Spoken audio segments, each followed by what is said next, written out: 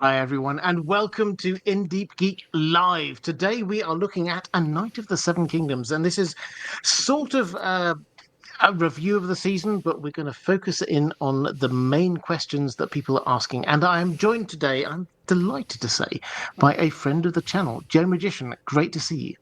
Good to see you too, Robert. I'm really happy to be back and to do another lovely live stream with you, which I'm sure all of our combined fans will love as they end up being on the same live streams. Watching your live stream chat is like my live stream chat whenever I go live. I'm sure everyone will enjoy this, seeing us back together again. Absolutely. So, just as a starter, I loved the season. What were your thoughts on A Knight of the Seven Kingdoms? I think it was the best season of any of the Game of Thrones properties they've made. Personally, it was my favorite. I absolutely loved it. Some people found certain parts of it kind of off-putting.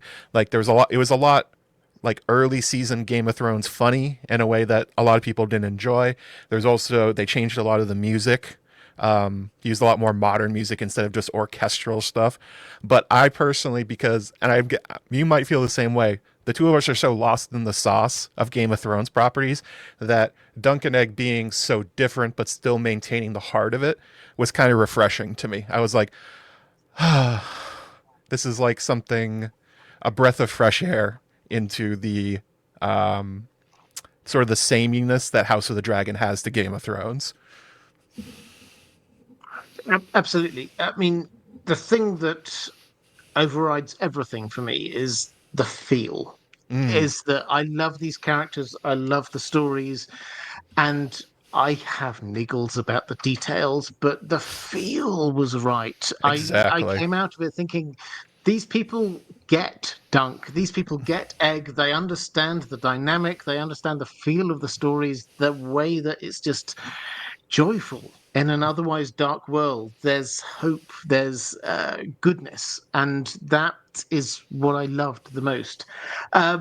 So yeah, I'm glad you liked it. I think most people loved it. The Mm-hmm. feeling I got going through the season was that it kind of snowballed, and Mm. people at the start it was like the It's very hardcore slow. fans were watching it and told a few friends, this is good. And then those friends told some other people, this is good. And then over time, more people came back to it. So yeah, I thought it was great. But we're here to answer a few of the biggest questions that we've got. I know you've got a channel, and I should plug Joe Oh, Magician. yeah, I If do you've have a not seen it, channel. there's a link down there somewhere. Joe Magician is one of the best A Song of Ice and Fire YouTubers, so please do check out all of his videos.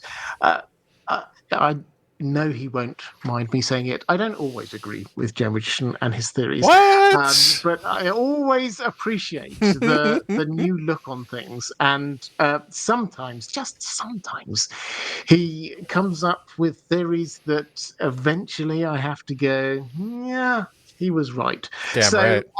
I would hugely appreciate it if you do go and check him out. As I say, link down there. But let's start with the first question, which is something I've been asked a couple of times, but I know that you've probably got thoughts on. Who were Dunk's parents? Ah, the big one in a world of secret princes is our favorite lowborn knight who's weirdly quite tall. Is he nobody or is he another one of George's I have hidden a nobility in King's Landing and nobody's going to notice for quite a while. It's it's one of those questions that I think it's very you come at it very differently depending on how far into the fandom you are. Like if you're already aware of Hmm. things like RLJ, if you're aware of how George consistently hides royal bloodlines, I would call him a bloodline enthusiast in random places throughout his story. It's hard not to look at somebody as exceptional as Duncan the Tall and not think that he intends this character, or in the back of his head he has like, I think this person is a part of this family or part of this bloodline or something like that. But on the face of it, Dunk has no idea. He has never met his father. He doesn't remember his mother at all. His He was told in I think episode 5 that his father was a thief, and that's he probably saw him hanged In the books, he has this idea that maybe his father went to the Night's Watch. He doesn't remember his mother, except I think maybe like a flash of a lady with blonde hair or something like that. But internally, he thinks she was probably a tavern wench or a sex worker because that's most of who everybody is in King's Landing, or at least that's his perception from when he was there. But I think it's important that Dunk specifically has like a mental block about this time in his life. He does not think about it. He doesn't want to think about it. So as far as he's concerned, Arlen is his father. But in terms of who actually raised him, who cared for him, but that doesn't mean George doesn't have any ideas, and I have a little piece of information I think Robert is going to make his eyebrows go up and the glasses might come off. And that is, did you know the same year that Duncan the Tall was born, there was a melee at King's Landing that Arlen of Pennytree attended along with many of the knights and lords of the realm? I did not know. Yeah. I would love to know more details. Carry on. So we don't hear a lot about it. Arlen talks about the time where he unhorsed. He's regaling Dunk with the tales of who he has fought. Like we heard about him knocking Baelor, or him and Baelor going back and forth with their joust. But another time is again that he fought in this melee at King's Landing. The only other character that's really mentioned is this character called the Bastard of Harrenhal, which sounds like I think a Went at this time, or it would be no, it's Lofston. So it would probably be a Bastard of House Lofston, are the only two named characters we know that went there. But knowing George, you have Dunk being born that year and a melee, and with his exceptional size, I think there's quite a good possibility that that is actually where Dunk's father came from. That his father is some knight or noble or a member of the nobility that came to King's Landing, and as they're wont to do, as we saw in the series from Manfred Dondarrion, found some commoners or sex workers and left a little Dunk. I think this is a video I'm going to do in the future, especially because it's so glaring how huge Dunk is. He's like 7 feet tall. Peter Claffey's big. Dunk is bigger. And that kind of information usually is a little signal from George that you should start looking for other huge characters around the time to see who Dunk's father may be. But there's no indication that I think that his mother is anyone special. I'm guessing that his recollection or his guesses on who she is probably correct. That she's probably was a commoner and his father was some huge knight or something like that. Yeah, I love that. That's exactly. Well, what I want is for Dunk not to be a special person. I think the whole point about Dunk is that he is part of the small folk. He is coming up from the gutters. He's not particularly magical, although there's a little asterisk there. Maybe we'll come back to it. Isn't he though? But he's a normal guy who may have some impressive ancestry, but he doesn't know about it. And I think that's the main point. I think you're right that Sir Arlen is his actual father in every real sense of the word. Sir Arlen is the person who fathered him, brought him up. The idea that, yeah, maybe we might know who his real father is, I think that's good. I know you were thinking about how strong as well. Is this the Yeah. kind of like, and how strong? I mean, George sometimes is quite obvious in his naming things. How strong are strong? They are big. They're big And they're boys. tall, and all of those things, which kind of makes sense. So, yeah. A I Bastard think of the Harrenhal, main for point about instance. Oh, yeah, go ahead. no, carry on. I was going to say, a Bastard of Harrenhal, I mean, it might be a Loston, but we know that not all the Strongs were actually killed at the end of the House of the Dragon. And there's quite a lot of bastards left over from Lucamore the Lusty. In particular, he went so far in Fire and Blood as to tell us there are 4 populations of Strongs that were sent out into the world. Storm's End, Harrenhal, some of them got sent to Driftmark of all places, and a bunch of them stayed in King's Landing, and then a few more went to the Night's Watch. So there's quite a lot of the strong bloodline running around in all the areas Dunk is around. Just saying. Yeah, so that works for me. If Dunk is a descendant of House Strong, then I'm very happy. I think the idea, as I say, that the main point here for me is that he doesn't know this. He Mm, doesn't think he's a member of the 1%. He thinks he's from flea bottom. He thinks that he's just a nobody who doesn't know who his mother was. He doesn't know who his father was. He's just grown up out of nothing. And that is the point, is that maybe there's some more there. Maybe we will learn about it someday. Probably not, would be my guess. But maybe we will. The main point is that he isn't thinking that he's part of the elite. no. He is thinking that he's part of the small folk. And this is one of the things that on the TV show, I think they really played up and will play out a lot more in later seasons, is the fact that there's this division between Mm, the lords and the small folk. And you can almost see it uh, in who came on Dunk's side and who was on the other side when we get to the Trial of Seven, is that who are the people on the small folk side? Lionel Baratheon. He was there. He was among the people. He was drinking. He was doing a tug of war. He was one of the small folk, as you know. Yes, he had the lordly title, but he was mixing with them. mm, Raymond Fossaway, he was hanging around with the normal people as well. You get all of these, the people who weren't were the people on the other side. yeah. So that's a division that has been set up on the TV show that was there for the Trial of Seven, but I think will play forward through later seasons as well. Absolutely. Dunk, this is a thing that only matters for fans. At the end of the day, it will never matter to Dunk. His identity is clearly Dunk of Flea Bottom, Dunk of Sir Arlen of Pennytree as his master. And I think it's the same question that often comes up when you're talking about the fan theory I talked about previously, RLJ. Is Jon special because he's Rhaegar's son, or is he special because he was raised in Winterfell by Ned Stark? I think it's the second one that makes him, in terms of his character and why people like him. It's not that he's a secret Targaryen. I mean, like that might matter in a magical, prophetic sense in the end, but that's not an important part of Jon's identity, and it probably never will be. It's just George's gardening, and the same thing here for Dunk. I would prefer, though, personally, that Dunk is lowborn the whole way through, but I think both of us know George well enough that that is unlikely to be what he did with such a critical character. He almost, I would say, he almost never does that. I think the only character who is lowborn and never gets like a backstory is probably Davos, who ends up being important. Mhm. That's about it. Lots of characters end up being secret Robert Baratheon bastards. Lots of characters end up being secret Targaryens.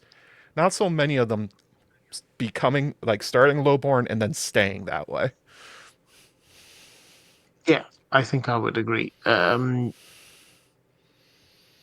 Which does bring me on to the second question, Mm, which is about his um, adoptive father, Sir Arlen. And lots of people have asked, why didn't Sir Arlen ever knight Dunk? Now, I will put this to you, but I'll put my sort of preface to this, which is this feels like more of a show question than a book question, because I don't think many people asked this in the books. When we were talking among the fandom, I don't think many people were asking, why didn't he? It mostly came up in the show because Dunk actually asks in the mm. show, why didn't you ever like me? Um, he's maybe 16. We're not 100% sure how old he is, but because he's not 100% sure how old he is, but he's something around that age. So it's not completely surprising that he hasn't been knighted. He would be quite young to be knighted at that age, but not surprisingly young. But what's your take? Why didn't he? I think you're absolutely right that the book Arlen, why didn't he knight Dunk, is not really a point of discussion. Mostly because the discussion is did he or not. Like Mm, it's much more uncertain when you're reading these books. Like there's definitely hints. I actually saw a funny video. Peter Claffey was talking to George R. R. Martin, and he went to him, he said, like, oh my God, Dunk was lying about this. It never even occurred to me. And George, like, laughed and said, exactly. So the point is, you're not supposed to know one way or another. So a lot of people don't even make it to the second question of, if he didn't, why didn't he? But the show makes that explicit, as you said. Arlen, going on that comparison, show Arlen is a much more fleshed out character. He's he's a lot more present in Dunk's thoughts in the books, but not in terms of seeing him do things. It's Dunk remembering stories he heard from the old man or lessons, less as we see him in the show, where he's actually out doing things. And we see this extended montage of how we don't even know how Dunk and Arlen met in the books. It doesn't come up. Dunk doesn't talk about it. That whole sequence was brand new. The whole thing where he killed the gold cloak and then Dunk followed him, completely new. So in terms of why he didn't in the show Arlen is a much more haunted character. He's a lot more character who's overwhelmed with loss, because as we see, when Dunk meets Arlen in the books, it's right after Redgrass Field, when Arlen has lost his nephew and his squire, and presumably, based on the way he treated Dunk, his pseudo son, like a boy that he clearly had a lot of affection for. And then when you see what Arlen is doing throughout the rest of the season, especially through that montage, he looks like a man who is uncaring if he dies. He's drinking himself unconscious all the time. He's off on his own. Literally, like, what he's doing, riding on his own through Westeros, even as a knight, is dangerous. As we see in the later Dunk and Egg novellas, that Dunk and Egg think about, like, it's a lot safer if, when we're going to this tournament, if we're with other people, just because we don't want to be attacked by robbers, we don't want to lose our stuff in the night, etc., etc. Arlen is on his own, drinking himself to death, not really caring what happens to him. And I think you can clearly draw a line between that and the experiences at Redgrass Field and the Blackfire rebellions, that Arlen is a broken man. So when you're talking about why didn't he knight Dunk, part of it is probably, from my perception, that Arlen doesn't want Dunk to have his life, that he has become disillusioned with how he has conducted his life, where he has ended up, the realities of actually being one, the wars he has gone through, that he's trying to almost save him. But Dunk obviously has his own interpretation. He says to Arlen right afterwards, it's like, I wouldn't have left you if you knighted me. And I think we should put more weight into that, even if, like, I have my own interpretation. Dunk knows the character best. He probably does know that Arlen just needed somebody, and we can see that from how long it took Arlen to even accept Dunk. It's like that whole montage where Dunk is like falling behind him, like he's hurt and he has that wound and he's freezing. It's not that Arlen didn't see him, it's that Arlen didn't want to engage. Like, he didn't want another boy following him around after just so quickly losing another one. So you can imagine, I imagine that the sense of loss and not wanting to give Dunk his life is probably why he didn't do it. Yeah, I wouldn't disagree with any of that. I think so. Book Arlen is amazing in Dunk's memory. Mm-hmm. I think that's probably the biggest difference, is that we never see him. We only see him through Dunk's thoughts, and Dunk's thoughts of him are, here's an amazing guy, and then he died very quickly. I couldn't do anything. On the show, Dunk has aged up a bit to start with. The actor they got, Peter Claffey, fantastic.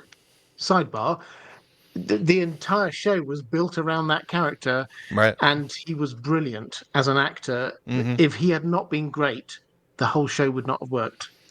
Sidebar ends. Good sidebar. Thank. I mean, hat tip to Peter Claffey. But everything in the books was him thinking about Sir Arlen through his memory. Here we saw Sir Arlen in flashback, and Sir Arlen was not as impressive. He was impressive in one way, but not as impressive in most ways when you look back on him. So it feels to me like it's a different character. That might be because in the books as many of us have thought, I think, at times, Dunk's looking through sort of kind of pink tinted glasses. He's just thinking, this guy's amazing. He brought me up. He's fantastic, but he's probably not. Here, we saw that he wasn't. So there's a big distinctive, I think, between the show and the book versions of Sir Arlen.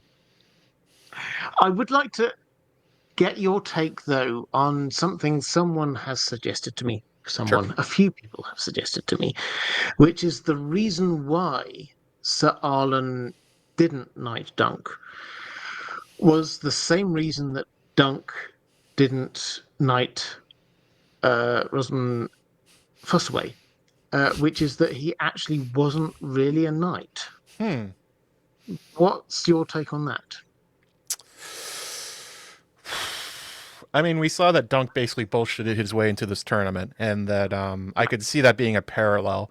If the reading of Plumber, the character who let Dunk into the tournament, is that he was expecting Dunk to show up and just be fodder for the Lords, which they need at all tournaments. Somebody has to lose so the nobles can look good, and also, as we saw, to pay them off to make sure they take a fall if they're any good. So I could definitely see that as a thing for Sir Arlen. I would suspect. Huh. That's a really good question. We have no idea how he got knighted. We know he's from the Riverlands and Pennytree, so between the Brackens and the Blackwoods. That'd be an interesting parallel if he didn't know the words. Don't keep saying that, like, I don't know the words, sir. I don't know the words. Like, literally doesn't know the words of how to knight somebody, which I always thought was kind of funny because it's like Dunk's been to a lot of tournaments. Surely he has seen people be knighted before and can just repeat them, but that makes a lot of sense. That's some fun headcanon. There's actually another possibility I heard. This is from a YouTuber. I forget his name. It's like Modern History or something like that. He's this guy. He's an English guy with long hair who does a lot of medieval history, like what is life like for the peasants, what was life like for knights. And he did a video about hedge knights, and he was talking about the reality of them. And he brought up something I didn't know. Real knights often had to pay for their knighthood. They had to pay their lord or their overlord for being able to continue to call themselves a knight. So there are quite a lot of hedge knights that were actually squires their whole lives. And they never, because they were like, well, I can still go to a tournament and battle and be a part of a household without paying this stupid knighthood tax. That would be like, huh, that is an interesting possibility. But I know that's not a thing in Westeros. It's just a fun little side thing. Yeah, so I think you're talking about Modern History TV. Yeah. The modern night. I did. If you look back on this channel, IDG Live, I did an interview with him about a year ago. Oh, Actually. there you go. And we had a fun discussion about how likely is it? Complete digression. How likely is it when you're jousting and doing all of the thing that you can see the visor and there's like this bit here? Mm-hmm. Can you hit it with your lance? Is that actually a thing you can do? And he said to me that he tried it. He was on his horse and he had his Mm-hmm. lance and he set up a target which was that size. And he said he got it. I think he said he got it on the fourth time. Go and look at the video. I can't remember. Mm-hmm. I don't want to misquote him, but I think he said he got it on the fourth time. And on average, it was about a 10% thing. So it's not impossible, but you'd probably have to train and be very good. So anyway, as I say, digression. Yeah, in terms of Sir Arlen not knighting Dunk because he hadn't been knighted himself, I really like this idea as a concept. Mm. It works for me on a number of levels, as you say. The idea that Dunk doesn't know the knightly vows, it feels a bit weird. If he had been knighted, surely that would be one of the seminal moments of his life, and he would remember stuff. But it also works that Sir Arlen, who he in his imagination is this true knight, fantastic figure, he wasn't a knight either. Because in the world of Ice and Fire, we often find that the true knights aren't really knights. Dunk Brienne probably isn't an actual knight. Brienne, as you say, probably actually isn't a real knight. literally isn't, but the So, truest and knight there is. yeah, in a slightly weird way, Sandor as well is quite knightly. There's You're another looking, one. but Uh, yeah, So I made a video this season about Florian the Fool and Dunk and talking about Arlen. And one of the things that I found that was really interesting is that Florian the Fool, even though he's the truest knight, the best knight there ever was, he wasn't a knight because he's a first man legend and they didn't have knighthood. He became a knight within folklore when the Andals showed up and they kept telling the stories of this wild man who's very much like Arlen. And it's like, that'd be an interesting parallel if, like, all three of these characters who are true knights, none of them actually were, if you look into the details of it. really interesting. So yeah, I think within George R. R. Martin's world, true knights often, not always, but often are not actual knights. Okay, let's move on to the Good one. next question, which is what about the prophecies? So we had a couple of prophecies. So you'll remember the scene, episode 2, I think. The I don't even know what she was called. The Woods Witch, the Fortune Teller. Fortune teller is You what know I the called her. character. She comes at Dunk and Egg and she says, "I can tell your fortune." Dunk does not take this seriously. He does pay her for her fortunes, Mm-hmm. for their fortunes, but he clearly doesn't take it seriously. But what she says, we think makes sense. Um, let's do Dunk first, Sure. and then we'll go on to Ed. So we've got Dunk, who was told that you will be. Hang on, I think I wrote these down. Um, you will find great success and become richer than a Lannister. Mm-hmm. So I have my take on. I'll give you my take first on this one, and then I'd love to hear your reaction. So my take is, you will find great success. We know he finds great success. He becomes Lord Commander of the Kingsguard. That bit makes sense. You will be richer than a Lannister. My take is that this is um, something to do with Rohan Weber, who we find in the next story, and there's clearly a connection between the two of them. She goes on to marry a Lannister, and then a few years later, when marry a Lannister, she becomes Lady Lannister, and she then mysteriously disappears, and that's what George leaves us with.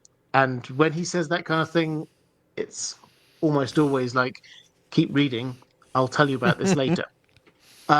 So my take is that richer than a Lannister is not just like he'll be very rich, he'll have lots of money. It's like the greatest jewel of the Lannister. Of Was it Gerald Lannister? I can't remember exactly what his name was. Um, was his wife. We're told he was very much in love with her, but then Dunk steals her away, so he has taken away his greatest treasure. Mm-hmm. That's my take. What's your take? So I made a whole video about these prophecies, and I have problems with it in terms of tone and how they set it up, and also literally what she says. But this one was the hardest for me because the way I think an important thing about how she's talking to Dunk and Egg is that when she talks to Dunk, she rattles that off like it was nothing to her. She says that like she said that prophecy 1,000 times, which is Dunk's reaction to it. He's like, "Yeah, sure. Oh, sure. You said that to everybody you talked to today." When she turns to Egg, she gets like this crazy look on her face. She like goes into like a trance and says these words, and then she has to be like snapped out of it. So my problem with this is that Dunk as a character has people come up to him and tell him his future accurately all the time. This is a running thing in his life that he doesn't realize it. And it's not that the idea that somebody would see Dunk who has visions of the future and this is all they say about him is kind of strange. Like, we know that Daron has extremely specific visions of him. We know that John the Fiddler does as well. Like, this is just like a running thing for Dunk. So I'm of two minds about Dunk's prophecy. On one hand, I could definitely see it as just as it sounds. Like, you'll have a great success, you'll be richer than Lannister. This is what I say to every customer. Fine. The other side of it is that really the only things she has to say about Dunk? Mm. Like, really, all she has to say is that you'll have great success. Like, we know in the Mystery Night that specifically he's told he'll be on the King's Guard. Great success. You couldn't do better than that. I've also heard the Richard the Lannister thing, that this is a dig at Jaime Lannister. That this is the scene from the show in the books where Jaime's reading the white book and sees all the pages devoted to Dunk, and then sees his own page and there's like 3 things written on it, and it's like, ha ha ha, got you. Which I think is a funny idea. The idea that this fortune teller like has a subscription to HBO Max and has seen that scene, and she's like, ha, Jaime, you dunk on Jaime Lannister in the future. But in terms of, are they literally true like they are for Egg? The first one, absolutely, you're right. Dunk is the greatest knight the Seven Kingdoms have ever seen, or at least the real one. Richard than Lannister, I don't know what to make of that one. Like, I hear the explanation of the idea that he takes Rohan Weber, but that's like several fan theories sort of cobbled together to explain this one odd line. And then the other one, that it's a dig at Jaime, is kind of, I guess maybe it's just an inside joke for fans that remember that this happened, which is totally true. I just find it personally very odd that a character who has true visions of the future, this is all she has to say to Dunk. Yeah, I mean, I personally don't give much credence to the Jaime thing. I think, yeah, comparing him to, with the greatest respect to Jaime Lannister, a random Lannister from 100 and something years in the future is not what prophecies are made of. So I think it's about a Lannister, not a random Lannister. It is a Lannister. Right. And I think we need to pick out who is the Lannister we're talking about. And I think there's only one Lannister that matters in Dunk's life. So that's where I get to the Sure. stealing Rohan Weber from him comes from. But the more detailed one is Egg. So Sure. you're right. So she rattles off this random thing to Dunk, and Dunk just takes it as that. Of course, that's what you say to anyone. Yeah. You're going to get rich. He got a you're gonna be horoscope, famous, basically. great. Well done, you. He got a fortune cookie. And then she looks at Egg and says, "You shall be king and die in a hot fire, and worms shall eat upon your ashes, and all who know you shall rejoice in your passing." Now, immediately, "you shall be king" is like, Egg was not expecting that. Because we have to remember, at this time, he is the fourth son of a fourth son. We know he's going to be king someday, but he is, and we sort of vaguely debated this a while ago, he's 10th, 11th, 12th, Something like that in line to the throne. He was not expecting to be king in any way, shape, or form. He's expecting that when the king dies, Baelor will become king. When he dies, then Valar will become king. If one of them dies, then the brother will become king. And and he's got a brother, and then maybe his brother will have children, and then he's got a brother.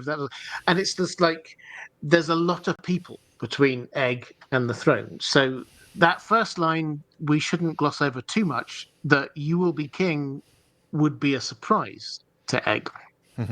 And then we get "die in a hot fire," and we know that Summerhall will happen. Hashtag spoilers. But we know that Egg, Robert, what are you saying?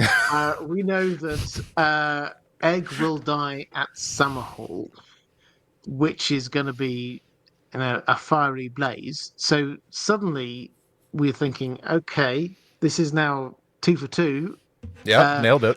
"Worms shall feed upon your ashes." True. And I did double check the subtitles there. That was WASHES. WORMS, not Yeah. WYRMS. I think a lot of us double checked that one. And then all who know you shall rejoice in your passing. So I think the bit that I want to check with you is this last line. Mm-hmm. All who know you shall rejoice in your passing. So he dies and everyone's going to be happy. What's that about? In my video where I talked about this is the part I had the biggest problem with because, well, actually, this has changed since because we heard that apparently Dunk survives Summerhall, so now Dunk is a part of this equation. We now, Mm. when you're considering, so it's all who know him, so will rejoice. So now we're including Dunk and his brother Eamon are two characters that we're supposed to believe are rejoicing at Egg's death. And for me, that is, I can imagine Dunk feeling like, we can imagine what happens at Summerhall, him feeling relief, like, oh my God, I got out. I managed to save some members of the royal family.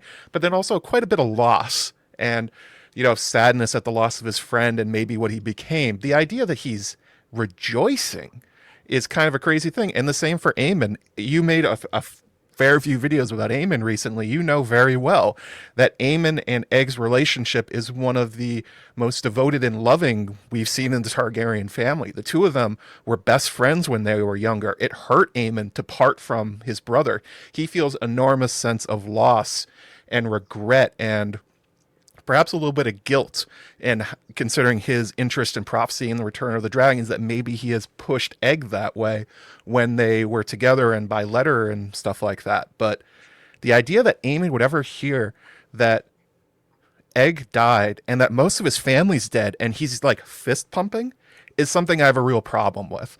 And it got me to wonder. I know that Ira Parker and the other people that wrote the show aren't morons. They know this material extremely well. There's no way they forgot about them. So what would be the point of telling Egg this as a character? Something this inflammatory to him. Pun not intended. Sorry about he does go up in flames, but you know what I mean. And my take on it was that I think this tells us that Egg is being told this prophecy in order to mess with him, in a sense, that the first one's come true, and then the third one is an exaggeration. The idea that it will make like Egg paranoid in sort of a Mad King kind of way. That as it's the same thing that happens to Cersei when she gets her prophecy from Maggie the Frog. They start to come true one by one, but the last one hasn't. It's the idea of the Valonqar and the younger queen that will cast her down, and it kind of drives her mad looking for them.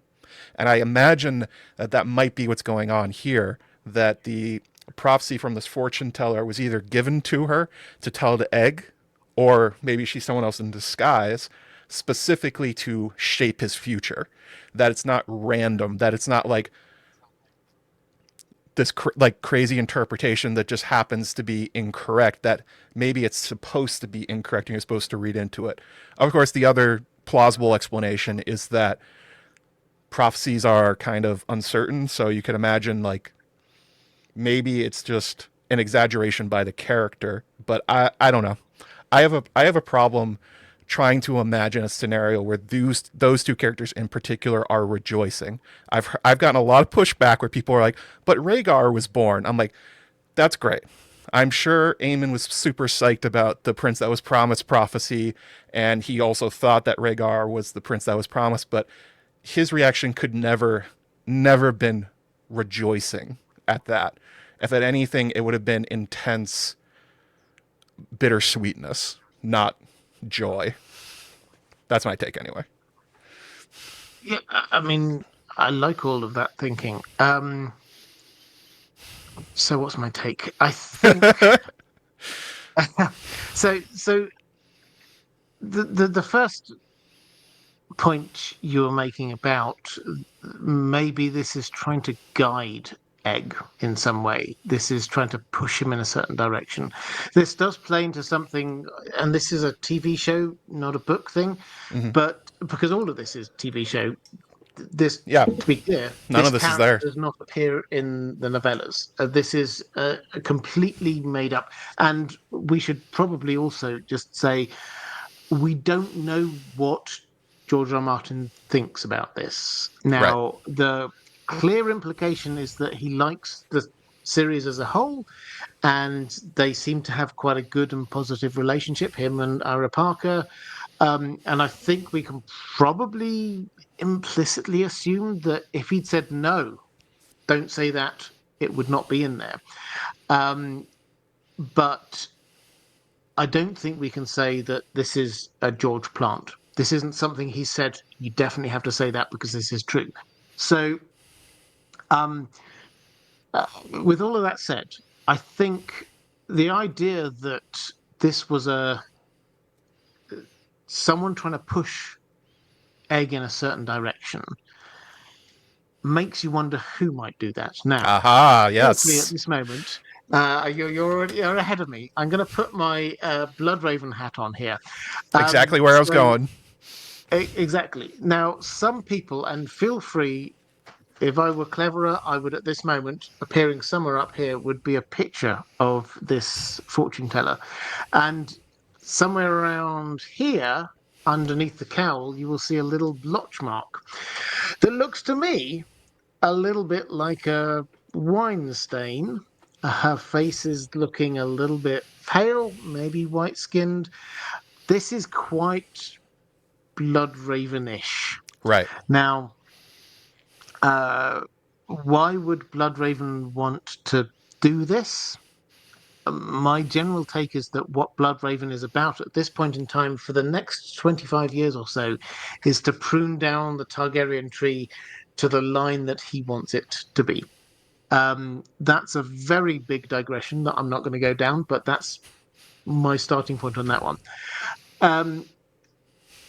The other point is that if this were true, and I'm going to kind of I accept the 2 points you're trying to make about Aemon and Dunk, and I will come to them in a moment. But the rest of the world, Oh, yeah. Rest of the world, totally. we have to accept the fact that we love Egg. We think Egg is great. The world does not. Uh, Particularly the Lords. He's already annoyed some of the Lords here, just in season one, in book one, and he will carry on doing that. We're told that he becomes king not because the Lords want him to be, but because he's the only one left after everyone else has said no or is a little bit too crazy or whatever. He's the only person left. After that, he tries to institute some reforms that take powers away from the lords and give it to the small folk, and they hate him for it. He tries to rescue the situation by marrying off his children to some pretty powerful lords, and all of those marriages fall through, and those lords become angry with him as well. So he does not have a successful reign in terms of getting people on his side. While all of this is going on, he became king during a winter that was carrying on for, I think, 4 or 5 years, and it was hard. And he decided, oh, I'm going to send some help up to the north. All the people in the south went, you're taking food away from us. This is bad. We hate you. Right. Then, when the winter finished, there was a rebellion over here, and then a rebellion over there, and a rebellion all the time. We're told he spent most of his reign in armor because there were bad things happening all the time. His was not a happy, popular reign. With the At the nobility. end of which, he started, as far as we know, we've only had literally about a page of information on this, but as far as we know, getting kind of obsessed with hatching dragon eggs. And he focused all in on this, and it went wrong. We don't know the details, but it went wrong, and everything burned down, and lots of people died. Sure. Probably after his death, most of the country thought, well, I'm glad he's gone, Yep. because it wasn't good for them. Even the small folk who he was trying to champion will have thought, there's wars all the time, and we lose out in wars. There's a winter, and the food goes somewhere else. He calls people to Summerhall, and our people all die. I get 99.5% of the people in the Seven Kingdoms will be happy when he's gone. Mm-hmm. Your caveat is there are two people who probably are not happy when he goes, Maester Aemon and Dunk. Now, how would I cover that? I mean, part of it is just if you're doing prophecies, they're kind of broad brush. They don't care about one or two people here or there. That might happen. Everyone you know will be happy when you're gone. It's like, okay, well, maybe one or two people won't, but whatever. Um, Perhaps we don't know the details of how Dunk dies. Perhaps he dies in a way that makes him go, you know what? I'm glad that's over. Yeah, I would say that's It's more possible. relief. Exactly. Yeah. Um, Maester Aemon, I don't know. You said would he be happy that he thinks that the person who's going to save all of humanity is born?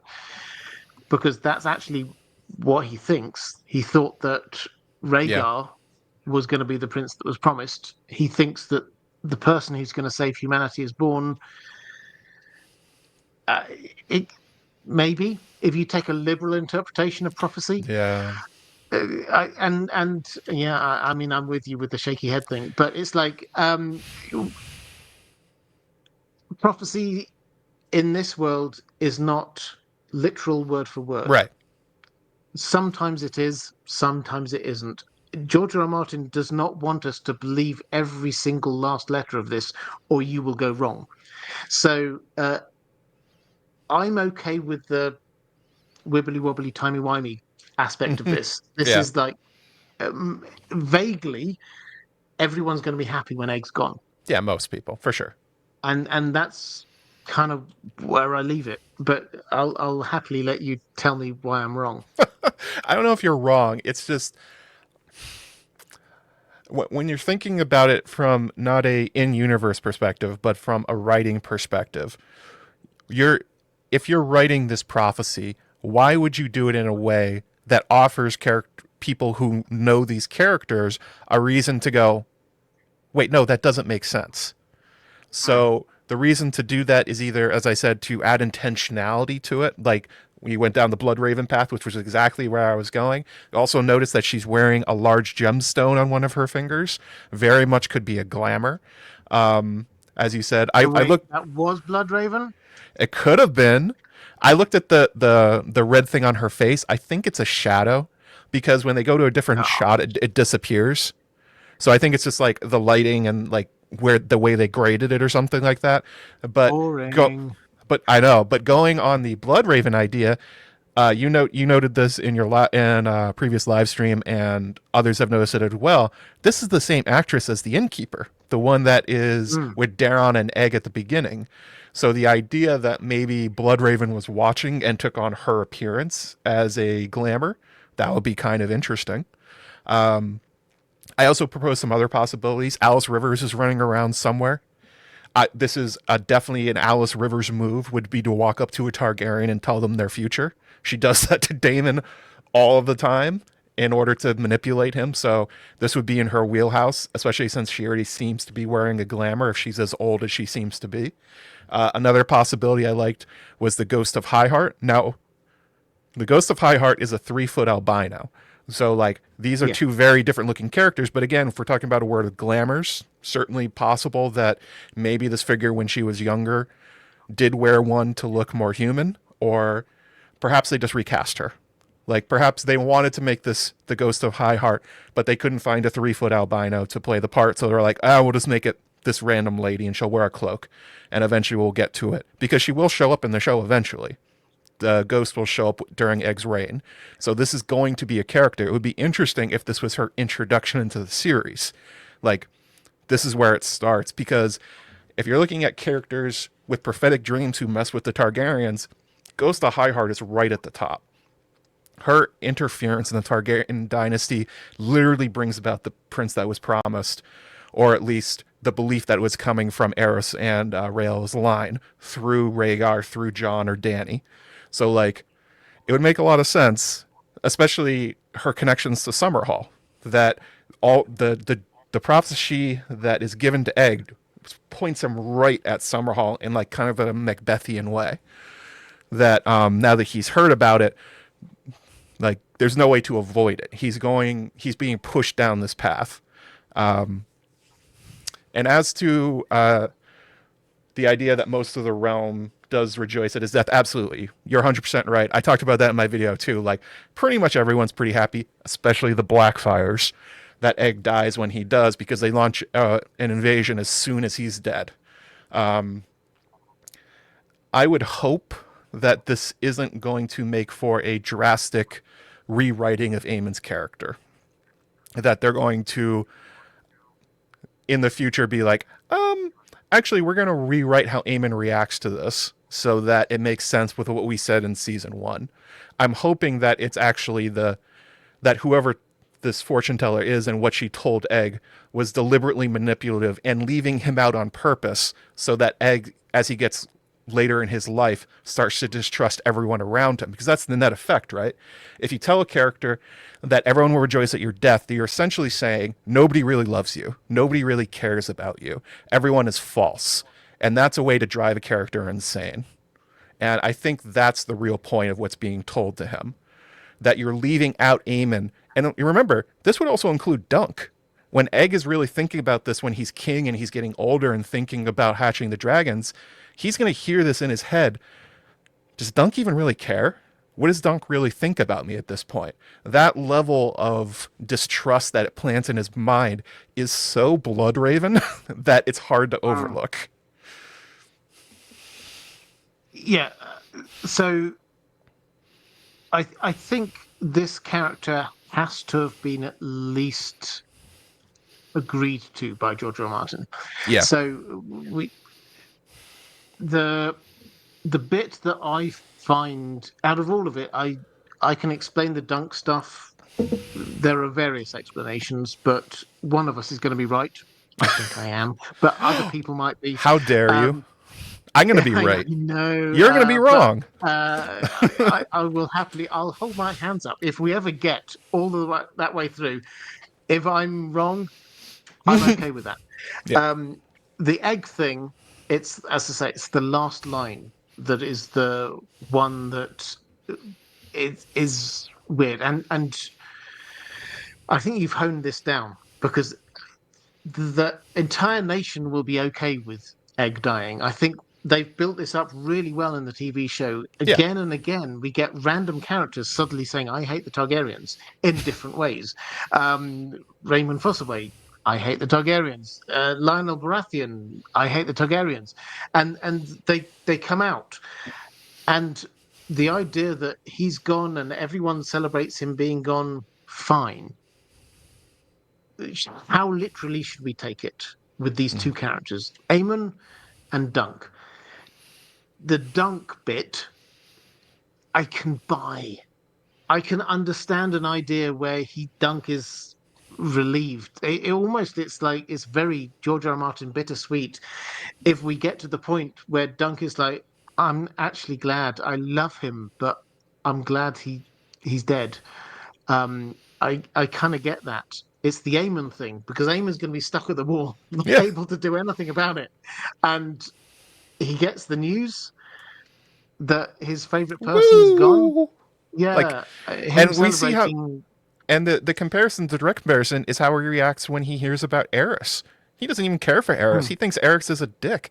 And he's like, he was so full of rage and emotion at the death of Aerys and the rest of the Targaryen dynasty that, like, that's one of the most famous clips from Game of Thrones, and also one of the best speeches in the books, where Aemon is talking about how he wanted to rip off his chain and ride down north from the wall and get revenge and all that stuff, but he couldn't because he was blind and he was old, and he couldn't do it. But the rage he felt at that, and comparing, and those are for people that he really doesn't know that well.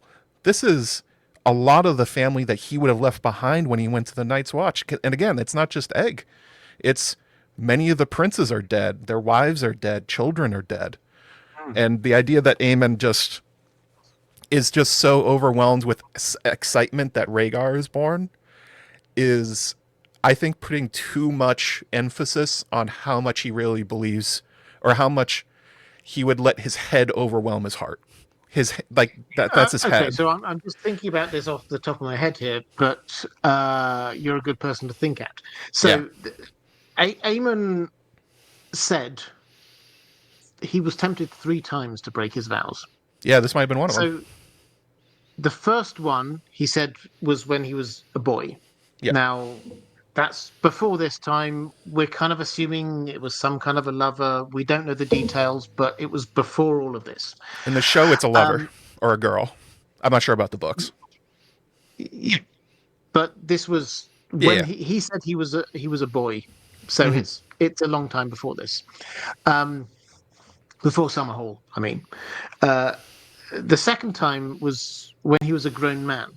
Mm-hmm. Now, the fandom have broadly accepted that this was when he was offered the Iron Throne. Yeah. Um, so that one's kind of ticked off, and the third one was when he was an old man, which we've all kind of assumed was this Robert's Rebellion thing.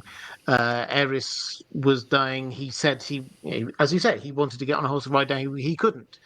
He couldn't get involved. The the thought that comes to my mind is, if we've nailed down those 3 moments, does this mean that Summerhall wasn't one of those moments? Was he nonplussed about this? Was this not a big temptation for him in some way? That seems to be the implication, unless we've got it wrong somewhere. Unless he didn't care about being offered the Iron Throne. It wasn't like a big EO or whatever. I wasn't really tempted by it anyway. Um, we're looking at what is the middle bit when he was a grown Yeah. man. So, yeah, as I say, it's like thinking out loud. I don't think I've got an end point to this other than saying, Live um, theory crafting. exactly, this is live stream fun, but it's like, uh, if we're saying he had 3 temptations to get involved when he was like, he had his vows and he shouldn't be doing stuff, 3 temptations to get involved.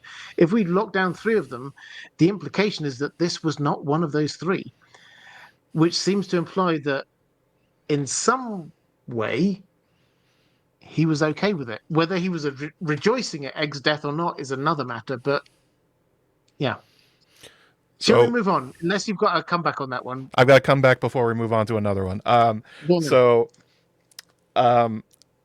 in his own POV, you're right when you were saying that he didn't really care about the Iron Throne, that there wasn't much of a temptation. He says as much, that like it was never on his mind. They had to almost force him into it. Like I think they got the High Septon to be like, by the way, you could totally do this. It wasn't like he was like, oh man, I really should. He was like, I really don't want to the point that he then goes to the Night's Watch to make sure basically that they stopped trying to use him against his brother, which is what they were doing at the Great Council. That was the whole idea. I had a fun like going down that little rabbit hole. I'm like, oh yeah, that Great Council, they didn't need one.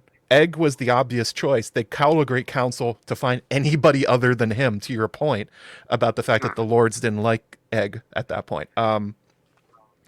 I wouldn't be surprised if it's the second temptation may have been Summerhall rather than what we assume it to be, offering the crown, because at no point does he really seem to even be into it. It doesn't really seem to be a temptation to him. Like he gave up that life really early on. Like he went to the Citadel as a boy. It wasn't like a later thing in life. He was like, yeah, I'm out of here. I'll see you later, guys. But as to the idea of what is Egg's involvement in Summerhall, I have a couple videos about this, Aemon's Secret Shame, and then there's Pyres and Blood, where I talk about the idea that I'm pretty sure that Egg has a lot more to do with Summerhall than people realize. You know, the fact that he happens to have a lot of books about prophecy, that he wrote to Rhaegar a lot, like, do people really think he wasn't talking to Egg via Raven when he went to the Wall? Like, they probably kept in communication. And as Egg's interest in trying to hatch dragons went up, wouldn't you think he would talk to his very knowledgeable brother about these subjects? So Uh-huh. it may have been that he has a lot more to do with it than I think that people realize, which again, I think goes to the idea that there's no way he's rejoicing because it's like it went wrong and he thinks it went wrong. Yeah. Anyway, Okay. this has been a lot about Amen. prophecy. Amen. Love it. Let's talk about the end of the season, Sure. which was Egg riding off with Dunk, and I really loved that shot. I'm sure we all did when they were riding off, and then Sir Arlen was there, and Arlen goes off at a different angle, and that felt nice, and that felt good. Loved it, but this was for many book readers a little bit of a jarring moment because after that we get this scene of Mako is there going like, "Where's Egg?" And it was quite clear that he hadn't authorized this. Now, my reading, and I think 95% of people who read the book, read the novella, their reading was that Dunk and Maker had this conversation where Dunk goes, "Okay, so look, you see what happened with Arian, you see what happened with Darren. It didn't work. What have you got to lose? Uh, Egg can come with me. Maybe he'll learn stuff there." And then Maker walks out of the room. Dunk hears him, or out of the room. He walks away, and Dunk hears him riding off. And then Egg turns up and says, "My Lord Father says I'm to go with you." And my interpretation then was, okay, so this is character growth, call it what you will. Makar's accepted this rebuke from Dunk and said, "Okay, Egg, you go off. You do the squire thing to a hedge knight. Maybe that'll work." The TV show very strongly implied, and my understanding is that George R. R. Martin wanted it to remain ambiguous, but it very strongly implied that Egg had just listened in and he decided to tell Dunk, "Oh, my father says it's okay, let's head off." And he stole his ring. Um, what's your take on this? Did you like that? Do you think we're misinterpreting what's going on there? So I think you're correct in the assumption that most people read The Hedge Knight and came up with the idea that Makar allowed this to happen. That after seeing what had happened with Arian and the fallout and the loss of his brother, that he had a self doubt and he was like reconsidering how he was raising his sons when he saw what a monster Arian was. And it's like, yeah, it's a good character growth moment that he heard logic and listened to it. I I am not sure I like this. I don't know if I'm going to call it a change, but this overt idea that Makar learned nothing as a result of this tournament. That he learned nothing, especially because there's a twin scene with this one, right? The twin scene is the Egg trying to murder Arian thing, and Makar catches him in the act with the knife and stops him and gives him a hug. Not a scene from the books. That's a brand new one right there, and that's a big one. And my assumption is that Makar seeing that happen to Egg, the idea that Egg is going down the same dark path, would convince him that Dunk is right, that he needs to do something different with his youngest son before he turns out like the other one who's lying almost dead in the bed. And instead we see that Makar is, I guess, unaffected by everything that has happened and is just kind of like annoyed at where his son has gone. I think that's an odd choice to make in terms of writing the character, in terms of why even have that scene where Egg tries to kill Arian if it's not going to inform that Makar changes his mind. It seemingly reinforces his idea that Egg has to be right next to him. And I don't know, it kind of it hit me like a wrong note in a song where I was like, Like I could totally understand if they did that scene where Makar it doesn't know the egg ran off again, and they didn't include the scene where Egg tries to kill Arian. But putting both of those in at the same time seems to be, unless the point is to make the characterization to Makar that he is so dug in, and he's only been reinforced in how dug in he is in his ways as a result of this tournament, that he literally will not change for anything. If the death of his brother and the almost death of his son and then the attempted murder by another one won't change his mind about something, what will? Like, but I think that's a different character, and I think a lot of people, including myself, like sort of the softening of him at the end of the Hedge Knight. This is the opposite. He has been hardened by these events. Yeah, I also like the softening that was implied in the books. It was never said. We have to. This Yeah, is it's one of a assumed. couple of times. We have to acknowledge the fact that George R. R. Martin never explicitly stated that um, Makar gave his permission and he gave his ring to Egg. Because in case you missed it, the ring thing in novella 2, this is a thing, and novella 2 Mm-hmm. and 3, this is a thing. This is what Egg carries around in case of emergencies. He can pull this out and say, look, hey, I'm a Targaryen, it's all okay. You have to do what I say or I'll get my dad on you. So the ring is an important thing. um, in the show, we see Makar wearing the ring, and then in the last scene, he's not wearing the ring, Yeah. and the implication is that someone must have taken the ring, probably Egg. So that's the suggestion. Now, my overriding thought about the show is that I think that, or what I think I've learned from this, is that when in doubt, they're trying to have fun Yeah. with this show.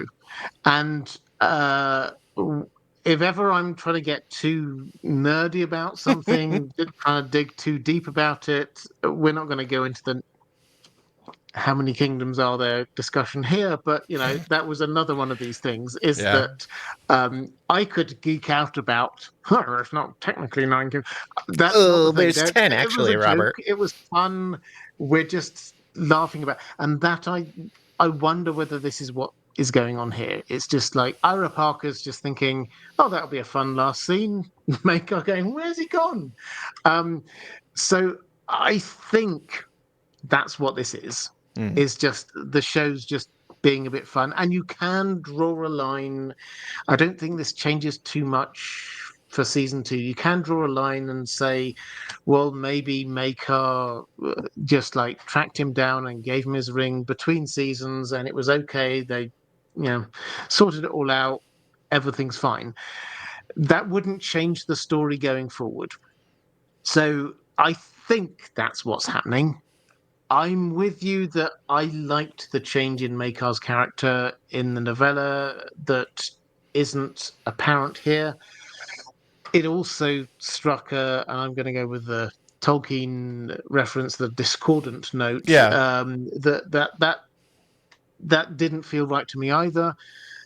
But it's one of very few moments where I thought the show didn't quite click for me from a nerd perspective. But I'm going to go with this was fun. The last, Yeah. I have to admit, I laughed It when is the funny. first when that happened. That last scene, I laughed. I thought, okay, that's great. And after that, I went into my nerd mode and went, oh, hang on a moment, that's not right. Exactly. So That's what I did. I should go with my first instinct on all of this. I think, and just say, fine, we can paper over those cracks. If season 2 goes with he's got the ring and it's all okay, fine. We'll just assume that they worked it out. Um, I wonder if they're going to go further with this, because Dunk and Egg aren't riding fast away from the tourney, so presumably Makar could send riders after them, right? What if he does? Is this like a thing where they have to escape from the household guard that are after them? Or does he command the Kingsguard to track them down? Because we know that doesn't happen in the novella because they go to Dorne. But mayhaps this will end up being a plot point that Makar isn't just like, oh, well, he ran away. Like, What if he spends the next few seasons like trying to get him back to Summerhall, ends up being more of an antagonistic figure? Yeah, it's possible. I mean, I think there's two things here. First of all, I think it's likely we will see Makar as a guest star appearance at the end of season three, Yeah. when the army, the Mystery Knight, at the end of the Mystery Knight, Bloodraven appears and it's like, ho ho, I've got an army here. It would make sense that Makar is there too. Hmm. Um, he's not in the novella, but I think everyone who's kind of like deep into this would go, yeah, it makes sense that he was there too. Um, the second thing, I think, in world, we have to acknowledge the fact that it isn't stated in the show, and it shouldn't have been stated in the show, and I'm happy it wasn't. But literally 3 months later, the entire continent Yeah. is taken over by the Great Spring Sickness, this horrendous plague which sweeps through the nation and kills loads of people, as in the king and the heir to the throne and the heir after that. Is like Targaryens are dropping, lots of people are dying. Makar will have other things to be worrying about.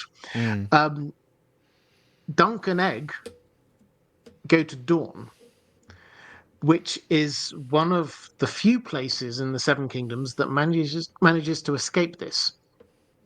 And it makes me wonder whether Makar, if they've not caught them in the first couple of months when they're heading south, he's going, right, okay, they're safe.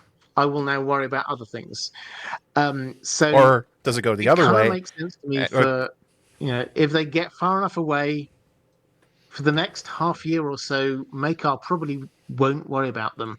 And then somewhere off screen, after all of that's gone, he might go, okay, you're there, you're with this guy, he's keeping you safe. You can have this ring, we'll be okay. mm. uh, One other thing that I thought was going into the humorous aspect. This is unintentional comedy. At the end of the scene, when you're looking at the line of Targaryens that are leaving Ashford, I had a question from another YouTuber who was like, "Who are the people that were at the funeral?" And one of them appears to be Valar's now widow, or not, maybe not widow, but ex-betrothed, was Kiera of Tyrosh, I think it is. And if you look Yeah. at the end of the baggage train, all the mourners are walking behind them, not in carriages, not in horses. I'm like, boy, that kind of hurts. You put Kiera of Tyrosh on her feet at the end of the funeral. It's like you're walking back to Summerhall. You don't get in a carriage. Yeah, that was maybe I'll do a video on that. There were a lot of people who looked like Targaryens there. I mean, it was quite a small barbecue, to take Hmm. Lionel Baratheon's phrase, but it was Yeah. like there were a lot of people there who was like, oh, who's that? I don't think that Um, could have been his sisters. I mean, that's a tangent, but I think they're too old to be Ray and Dale. yeah, I think so. Um, that requires a very nerdy deep dive, Yeah. because I suspect that Ira Parker will have thought about who those people are. Yeah. Uh, j- just hasn't told us yet. But talking Anyway, about next on. Lionel Baratheon, Yeah. um, one of the things he says in the last episode, when he's talking to Dunk, he says, "There's a war coming. We'd be great together." Um, which war is it? Yeah.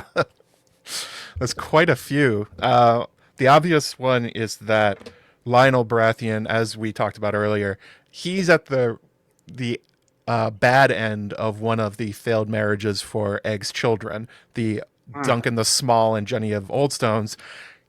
Duncan the Small was supposed to marry Lionel's daughter. Didn't end up happening, and he launches his Laughing Storm or Rebellion or whatever it's called. But I would be surprised if that's what Lionel means, because at this point he's not even Lord of the House. He's just a knight of House Baratheon. His father is still alive, or whoever is the current lord. So I don't. It would be weird if he was already planning to rebel against the Targaryens. But we also know that within this season they had him wearing the crown of the Durrandons multiple times, wearing the antlered crown. So there is and as you mentioned, along with Raymond Fossaway, that he's harboring a lot of Targaryen hate in his heart. So I would suspect that maybe we're going to find out that Lionel and the rest of the Baratheons have some black fiery leanings coming up. That, for instance, we know that there's at least three. I think there's three more Blackfire rebellions. There's the failed one in the third book. There's a third one, and then is the last one Melee's? I think the last one's Melee's. The third, fourth, and then the Ninepenny Kings. Yeah. So I am curious about that. I think it would be an interesting idea if there's always been the Reach is the hotbed of Blackfire support. A lot of their supporters always come from the Reach. But the Baratheons make a lot of sense. They've had a lot of problems with the Targaryens. We saw that in House of the Dragon with how Lord Boros allowed Luke to basically be murdered by Aemon down his doorstep because he's like, screw Rhaenyra and screw the Targaryens. We're not really family, even though they are. They come from Orys and Aegon. I think it's a big change to his character, and I'm going to make a whole video about Lionel and the changes they made to him. But I find it fascinating that not only, I mean, obviously they are planting the seeds of Lionel's rebellion in the far future. That's decades in the future. But right now, Lionel Baratheon already thinks that he's going to be fighting Targaryens. I'm wondering exactly if they're going to add more characters to John the Fiddler's second Blackfire Rebellion. If we're going to find out a lot more Stormlanders are on their side when we get to the third season. Like, what is Lionel doing during this time? Does he attend? Are they going to add him to the Mystery Night? Yeah, I think that's a really interesting idea. I mean, my take was that Lionel Baratheon, almost uniquely, he's not the Lord Paramount right now, but Right. he is a very high-powered lord, and yet he is mixing with the normal people. Mm-hmm. And one of the big things we've got from this season is how much the normal people don't really like the Targaryens. Mm. He clearly doesn't. We've got Raymond Fossaway clearly doesn't. As in, he just And thinks they're Stefan. parasites and aliens and whatever. You know the speech, but he clearly doesn't. A lot of other people clearly don't like the Targaryens. It feels to me like maybe Lionel Baratheon is one of those people who would have picked up on this and thinks at some point there's going to be a war. At some point, the people are going to rebel against the Targaryens. Because in the big picture of things, the Targaryens came in, invaded, they had dragons. No one could oppose them. Now they don't have dragons. And the Targaryens who we've got are not the best. Now, Baelor was good.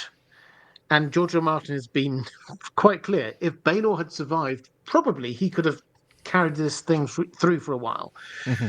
But the Targaryens we see are either like Aryan or a little bit focused on other prophetic kind of things.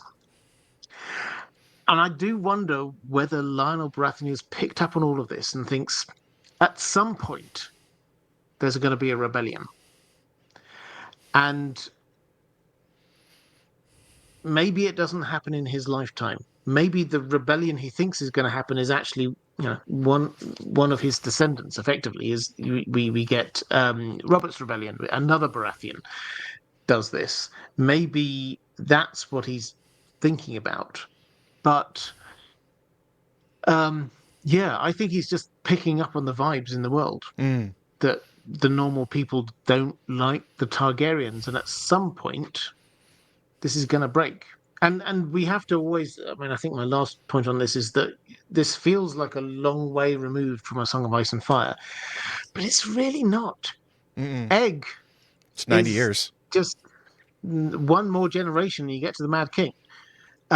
So it's actually quite close. The people we see here the parents or grandparents of the people in A Song of Ice and Fire. We will, at some point during this, we will meet young. Well, we've already got Mace Raymond Yep. appearing here. We'll probably meet old Nan when she was young Nan. Walder Frey. There are various other characters that we will meet as we go on forward who are in the show, in the main story. So I think he's just picking up on the vibes. It could be. I also an interesting point is that we don't know what Lionel Baratheon and House Baratheon did during the Blackfire Rebellion. Were they on the side of Daemon? Were they one of the houses that sat out to see who was going to win? Because if you look at the character of Lionel as he is written in the show, he's a lot more like a Daemon supporter in terms of personality than a Daeron supporter. You know, Daemon had a lot of these sort of martial bros around him, whereas Daeron tended to get a lot of the more intellectuals around him. I wouldn't be surprised if Lionel thought that Daemon might have been a better king. And maybe he never says it, but that could be something that's going on. And especially, we know Bittersteel is running around in Essos. I'm wondering if, just like some fun theory crafting right here, when Lionel goes to war against the crown, I wonder if he expected the Golden Company to join him and they never did. Wow. Yeah. It always felt like a weird rebellion to me, it Right. has to be said. It was so dumb. So, yeah, so He expected Lionel more Baratheon, support. exactly, he rebels, but was it just him? Okay, he's clearly got, I don't know whether ego is the right way of saying it, but it's um, in the kind of classical sense, he's got a big ego. But it it feels weird that he would think he can rebel against everything on his own. Right. Surely he must have thought he had some kind of backers. Yeah, Bunch maybe of that will self come up in swords. a later story. I also think Uh, it's fascinating to look at what's the original sin here. Like, when did the Baratheons break from the Targaryens? And we actually know what it is. It's Rhaenys.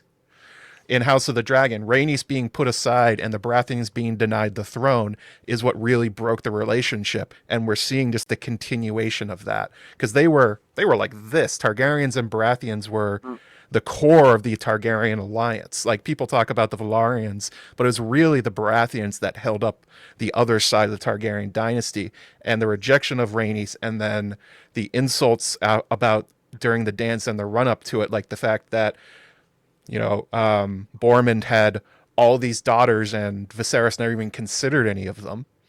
These all things build up, and you see that, I think, the legacy of that in Lionel, that the Baratheon hatred of the Targaryens has gone from annoyance to, like, actually, they don't have their dragons anymore. They've pissed us off a lot. I think we can win, and that thought process carries through all the way to Robert. yeah, and I think I would just add to that by saying that when we think of who are the most powerful houses in Westeros, we often think, yeah, obviously the Targaryens, but then we think of the Starks and the Lannisters. But that's quite A Song of Ice and Fire, Game of Thrones kind of Mm-hmm. lens to look at things through. If you were to go the first half of the Targaryen reign, the the next three big houses were the High Towers, the Velaryons, and the Baratheons. Mm-hmm. After the Dance of the Dragons, the High Towers kind of like took a bit of a back seat. The Velaryons had been not destroyed, but they were pushed down quite a lot. The Baratheons survived, Mm-hmm. and they stayed all the way through the Targaryen reign as one of the most important houses, which is why it was important when Robert Baratheon Mm. rebelled, because he wasn't just a rando lord who He's a wanted to cousin. take the throne. He was actually, again, go back to all of your genealogies, but he was, depending on your interpretation, maybe fourth in line to the throne. He was Yeah. actually quite close by the end of it to being like, actually, I'm the real heir here. Once you got rid of Rhaegar and all of Rhaegar's children, he was probably quite close to the throne. So the Baratheons were powerful all the way through the Targaryen rule. Hmm. But let's do another question. Sure. Let's do um, Dunk surviving Summerhall. Okay, so this one, in case you missed it, Oh, people, the how could you uh, have? uh, we had a possible spoiler. I think we can call this a probable spoiler. Yeah. Um, so Dexter Sol Ansel, who's the actor who played Egg, um, I hope I shall say this up front. I hope he doesn't beat himself up about this because um, it was a fun thing and nobody doesn't like him for it. It was all good. But on some sort of TV show junket thing, him and Peter Claffey, who plays Dunk, they were being asked some what looked like very easy questions while they were making what looked like sock puppet dragons or something. I don't know exactly what was going on there, but it wasn't a hard hitting interview, is the kind of point I'm trying to make. At which point, they were asked about what did George R. R. Martin tell you about your characters or something along those lines. And Dexter says, "Oh yeah, we know they go all the way up to Summerhall, and then we know that Dunk survives." At which point, Peter Claffey uh, is like, "No, we better stop, move on." And it seemed like a genuine reaction. Hmm. The implication is that George R. R. Martin told them a bit about the future of their characters, and he said that Dunk will survive. Now, the slightly more bit of context here is that again, I would say 95% of the fandom assumed that Dunk died at Summerhall. And that was on the basis of the information we've got, which, when you look back, it's clear it wasn't 100%. George R. R. Martin Mm. never said, and Sir Duncan the Tall died. He has kept very vague about what happens at Summerhall. We know he doesn't appear after that in terms of any records. There's no mention of him. We don't know. We know he was replaced as Lord Commander of the Kingsguard pretty soon afterwards, but we're never told he died. And now we're told he survived. So what's going on? Okay, so I'm like you. I definitely went back and checked again, and I'm like, I guess he never did say Dunk died in Summerhall. But then again, there isn't really a list of who does. Like, we really just know that Egg dies. That's the only, like, we're assuming that Duncan the Small dies because he's no longer mentioned. We're assuming that I think, let's see here, Jaehaerys survives along with Aerys and Rhaella, but all the rest of the princes, all the rest of their partners, all the members of court, it's assumed they die in the fire. And there's the line in The World of Ice and Fire where it's like, and they were saved but for the valor of the Lord Commander, paraphrased, more or less what it says. So the implication is that Jaehaerys, Rhaella, Aerys escape because Dunk saves them. But I think most people, you included, probably assumed, well, Dunk got them out, but then he died because he disappears from the narrative at that point. There's no more mentions of Duncan the Tall, only the idea that he's the greatest knight that ever was. And as you said, he gets replaced like a year or two later or something like that by the White Bull, Gerald Hightower, I believe. So the idea that he survives is kind of interesting. And what would he have done? Especially because we know that Barristan throws a fit when he gets removed from the Kingsguard. And he's like, nobody gets removed from the Kingsguard. We're Kingsguard till we die. I will die in my armor.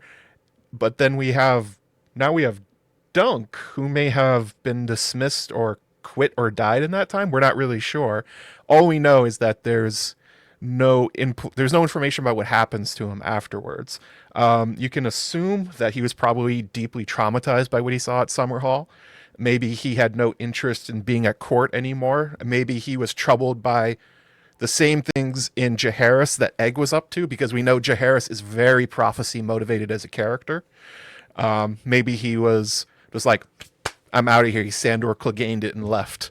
The other idea is We know that Dunk has some children, at least one, because we know he's related to Brienne of Tarth.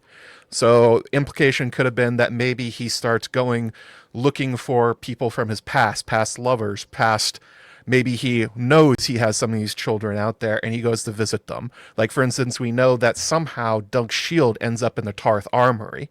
This could be when that happens. That on like one on a journey after leaving the Kingsguard, that's what happens. It would be kind of anticlimactic, to have him survive Summerhall and then just die afterwards and nothing in between happens. So you have to presume George has a plan for this. Since George told Dexter. Of course, the most tinfoily version of this is that so many people think that he is the Night's Watch Ranger beyond the wall, Cold Hands himself, the guy in the show that is actually Benjamin Stark, but we don't know his identity in the books. Well, we have suspicions. But the idea that he goes north, he joins the Night's Watch because he's talked about the Night's Watch a lot in the books. He thinks about that's where his father went. Maybe he'll end up there someday, that kind of thing. And maybe because he's this magical, mystical character, he goes to the Night's Watch and he ends up being this undead character, Cold Hands. Now, Robert, tell me why he's not Cold Hands. So I did a whole video on that. If Yep. you I saw that one. to watch it somewhere on the main channel, is Sir Duncan the Tall, Cold Hands.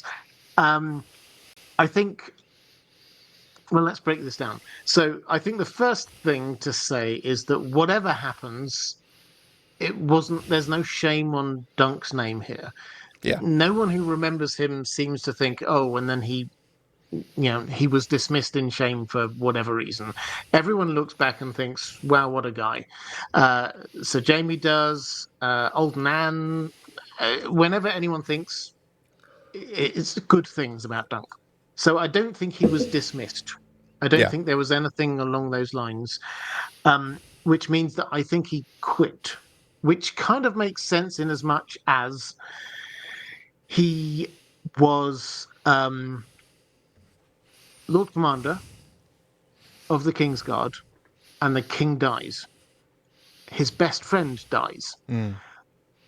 He is a man who remembers his vows, and it kind of works for me as an honourable knight. What would he do then if he thinks whatever honourable thing he does, he failed in his mission to keep his king alive? It actually does make sense for me that he goes to the wall. Mm-hmm.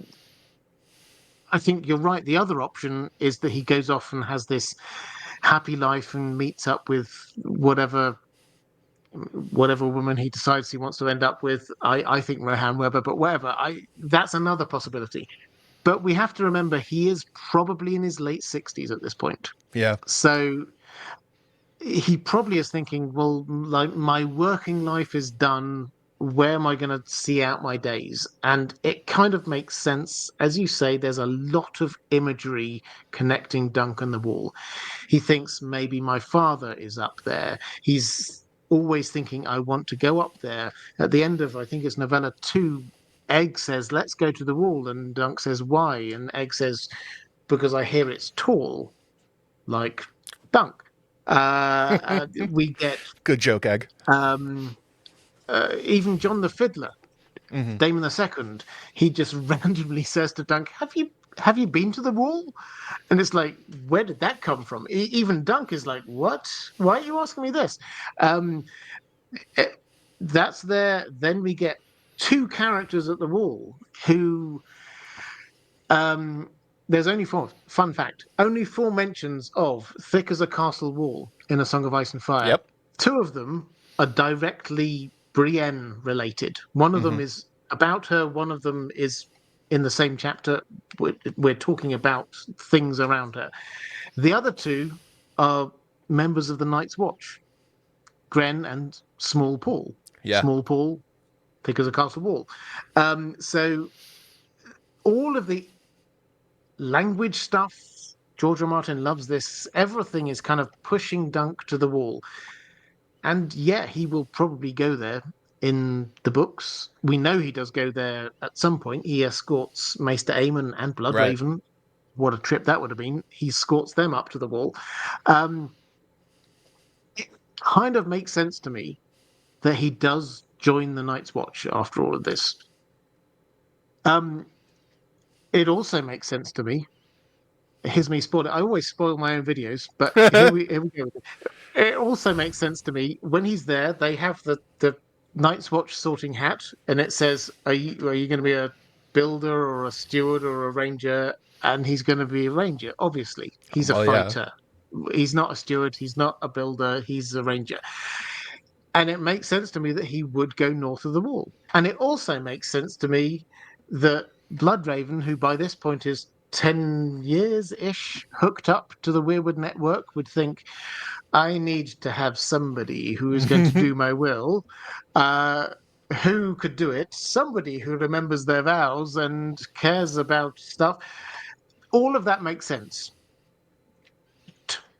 Uh, Unfortunately. uh, all of the descriptions we have of Cold Hands are not Dunk. Nope. He's gaunt. He's thin. He's never described as being ridiculously tall. His Nope. eyes are black, not brown. Um, he he uses, and this is a weird thing, but George R. R. Martin cares about language. He uses long words when you Yep. could use short words like runnels and extremities. Those aren't words that Dunk would use. Nope. He does care about animals. His elk dies. He leans down to say a few words in another language. Are we expecting Dunk to have suddenly learnt some strange foreign language? None of this comes across as Dunk. He's also the character is not uh, caring and not really much sort of like high self-esteem. None of it. It doesn't come across as Dunk. Nope. So I get all of the logic that gets him up there. Mm-hmm. I completely buy into that. I understand each bit of it. It kind of makes sense. It makes less sense the further north you go, but I buy him going to the Night's Watch. That seems the most logical, not the only option, but the most logical option. I buy him becoming a ranger, not the only option, but the most logical. Exact. And then you keep on going with that. But then you get the character of Cold Hands does not seem like Dunk. No. So that's my overall take on that one. And the way you're sort of nodding and shaking your head seems to imply that you kind of agree with me. Yeah, I mean, the number one thing that happens when somebody meets Dunk for the first time is they go, "Wow, you're really tall." Everyone says that. 100% Yeah. of the time, everyone's like, "Wow, you're really tall. You're as tall as a wall. You're as tall as the mountain. Holy crap, how did you get so big?" Nobody says that about Cold Hands. And I understand that Bran is walking around with Hodor, who is also half a giant, but there's no comparison. And also, Sam meets Cold Hands, and he's not like, that's a huge man. He thinks, oh, that's another random Night's Watch member. So physically, I don't think he can be Cold Hands.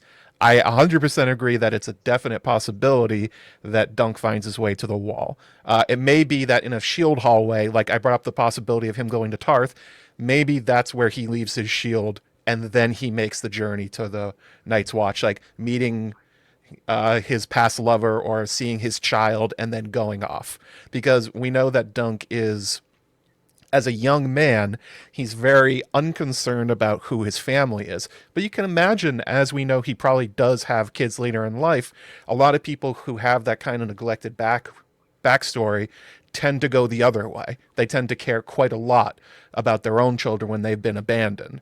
So it may be that this is actually quite a big moment for Dunk, that he's leaving behind the only people that he has left in the Seven Kingdoms, whether it's Rohain Weber and any sort of children that come from that, whoever in House Tarth. I'm assuming it's one of Egg's sisters that he had his child, and then they married into House Tarth.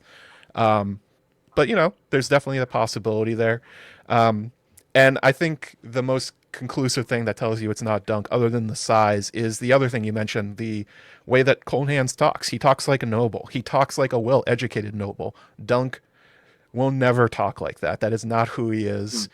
And I know that people get hung up on the whole, oh, they killed him long ago line from Leaf.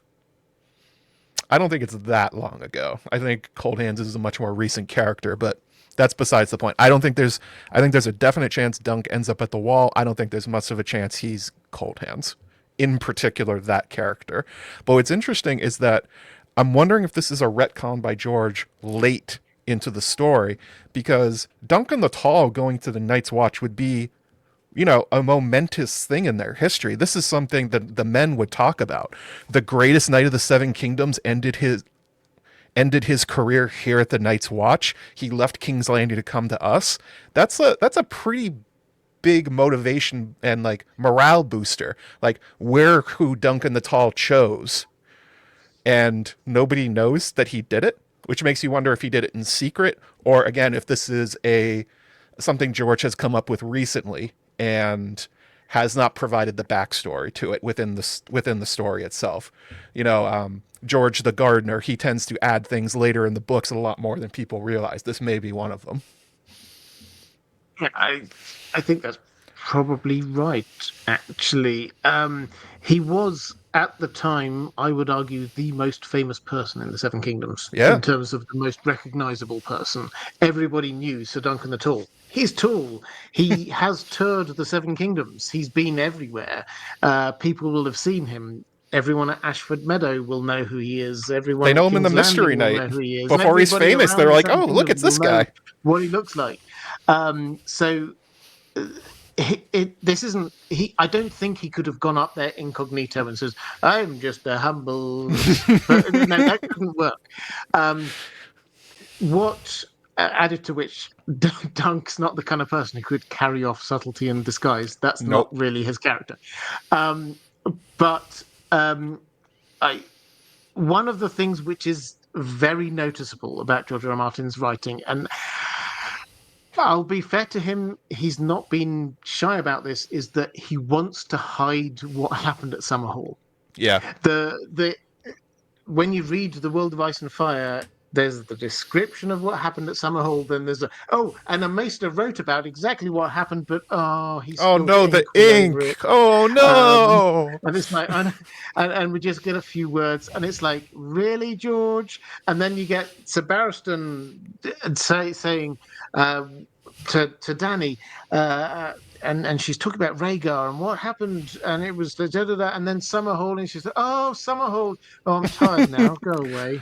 Oh, it's so And it's just boring. Like, okay. Oh. And then it's like, some people survived Summerhall, but they didn't want to talk about it. So he basically has said, I'm not telling anyone what happened at Summerhall. So the idea that the world's most famous person could have gone up to the Night's Watch and just seen out his last few years up there actually fits with what George is doing with this. Nobody knows what's happening at Summerhall. Nobody is talking about it.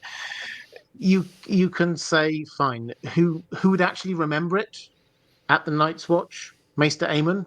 Yeah, Eamon Maybe would have Aemon noticed, doesn't like, want to tell hey, anyone. that's Dunk. Yeah. What's he doing here? So he probably died before J.R. Mormont got up there. He probably died before most of the people we know went up there. So, yeah. This is George just covering up what happened at Summerhall, Yeah. and this is not the most egregious example of it. The spilling ink on the only written account we have is the most egregious example of it. I roll my eyes every time I read that section. I'm like, did you really do this? This is the only time you've done this, George. Come on. Yeah. So it's a deliberate thing on his part, and I think he's clever enough to know that he's going to piss off people who read that. So Such a troll. the idea that whatever happened to Dunk, nobody says anything. Oh, okay, fine. You don't want to tell us. I remember another time he does this. When Eamon's like, boy, John, you should read the Jade Compendium in this other book you have. They tell you a lot about prophecy and dragons. And John's like, oh, so boring. Who cares about these books? I got a lot to deal with. Whatever, no big deal. And the same thing with Dany. This happens another time. When she gets married, she gets like a chest of rare books. And she's like, ugh, reading? I don't want to do this. Even though there's probably, knowing George, very important books in Dany's possession. But she's like, I can't be bothered. Maybe John and Dany are meant for each other because they're bored by reading. maybe complete digression. George R. Martin has talked at those books. So yeah, so Jorah gives her I think it's Yeah. 3 books, ancient books, and says here's books about your land and your realms and the history and all of it. Um, George R. R. Martin was asked about this a while ago. The really quite pointed question: did Danny read those books?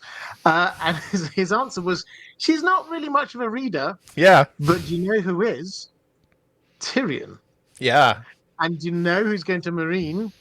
Tyrion. Tyrion. So the clear implication is that Tyrion is going to get to marine and he's going to be wandering around. You know what he's like, and he's going to go, huh, what are these books? Huh, He'll that's actually interesting. know they're So interesting.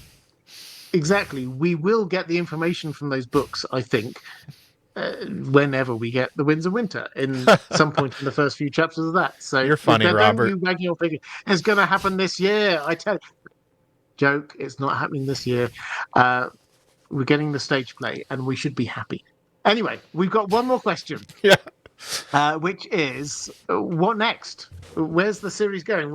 What's happening with the Knight of the Seven Kingdoms? We've got well, 3 books, 3 novellas written, and I think we can safely assume they will adapt them pretty closely. The actors are getting older. George R. R. Martin is also getting older. He's got outlines that we know he's given to Ira Parker. What do you think is going to happen next? Well, obviously, we're going to go to the Sworn Sword. Although, one thing that's interesting is that this is a thing only really like very nerdy book readers noticed. They took quite a lot from the Sworn Sword and put it into the Hedge Knight. A lot of the background information, these random lines and stuff like that, got actually borrowed for this season to kind of pad it out.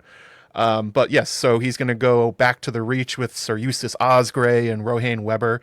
I'm wondering if they're actually going to give us parts of his Dornish experience, because as we saw at the end of this season, they're actually on their way down to Dorne to find Tanzel. That's basically where they're going. And we learn by the time we get to the Sworn Sword, when they're back in the Reach, that they have gone to Dorne and come back. But we don't really know what happened down there. I think the vast majority of what we hear about at their time in Dorne is that, boy, we dodged the Great Spring Sickness, and I think a horse dies, and they did not find Tanzel. And that's kind of the long and the short of it. But when you're looking at specifically what they did for this season, I would say a good 40% of A Knight of the Seven Kingdoms was not from the Hedge Knight. It was a lot of original characters. It was a lot of original lines, new scenes, borrowed stuff from the Sworn Sword and the Mystery Knight. They padded it out a lot to get to the 6 episodes they had, which were short even for that. So if we're talking about maybe a bigger budget and we're talking about this intriguing stuff from Dorne, since apparently they're a big fan of flashbacks, it might be that this is going to be sort of a combo second season for when they find their way into Sir Eustace Osgrey's service. Yeah, I think you're right. I think that they will go again with a self-contained idea of a second season, which, if you've not read the novella, is a completely new cast in Yep. TV terms. With Duncan Egger carrying on, but everyone else is new and different. We may get to see some people in flashbacks or whatever. Sam Sproul, I think it is, who is Makar, has confirmed he's not in season 2, so we're not going to get him chasing them down or anything like that. And it should just be Duncan Egg and completely new people. I think we will almost certainly get some flashbacks to um, the Blackfire Rebellion, which is going to Big be ones. important here, very important in season 3, quite important in season 2. So I think we'll get some sort of flashbacks going on there. I agree, some sort of flashbacks to Dawn, what's going on. I hope maybe a flashback to Old Town, because in the deck as well, Amen. we get to Old Town, we get Maester Aemon. Yep. He measures how tall Dunk is, 6'11", for those who are wondering. I would translate that to meters, but well over 2 meters.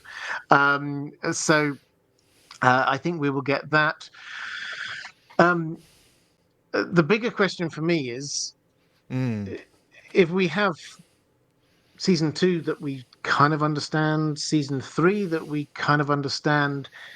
Do you think if George doesn't write any more of these stories, and he might, but if he doesn't, will they keep going with the outlines that we know that Ira Parker has got? I think the implication is yes. Like the Lionel Baratheon stuff is a huge swing in terms of the scope of Ira's ambition. If he's setting up the Laughing Storm rebellion, he's thinking very far in the future. And also, people noted that Daron's prophecy included fire when it initially Mm. didn't. The one in the Hedge Knight has no mention of fire, but suddenly Darren's talking about it a lot when he's talking to talking to Dunk about his dreams. So I would say that they have ambitions of going at least all the way to Summerhall. In terms of what they have, the next two are, well, George has previewed them in the past, not in terms of like the actual text, but what they're supposed to be about.